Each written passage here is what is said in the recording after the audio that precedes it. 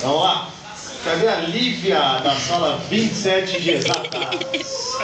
Oi, Lívia, tudo bem? É seu aniversário hoje? Não, foi sábado. Foi? Sábado. Não tem problema. Lívia, parabéns pra ti, tudo de bom, você merece, te amo. Beijos, Letícia. Uma salva de palmas pra Lívia, nossa aniversariante. Boa, Lívia, pode vir aqui pra buscar o seu presente, por favor.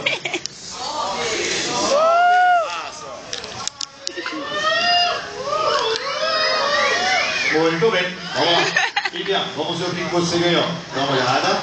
Eu queria que você abrisse aqui com o cartãozinho. Eu queria que você abrisse, olha só, antídoto. É envenenada, filha? O que é? Tô falando. Olha lá. Vamos lá, será que dá pra abrir? Opa, não tem pressa, né? Vamos lá, o vestibular tá aí, não tem pressa, né? Muito bem. Bom, cadê o Hércules? Tá aí ou não? Vamos lá, como é que tá, Hércules? Beleza? E a vida, como é que é? Conta um pouco da sua vida pra gente. Você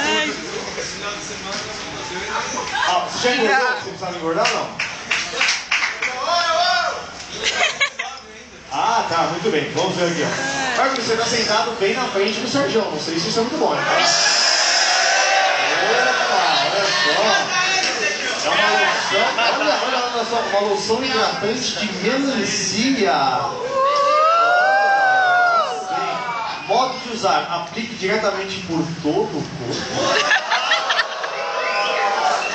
Aplica agora!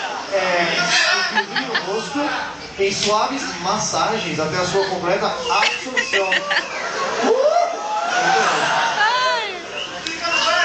Às vezes é uma salva de palmas pra Liga aqui,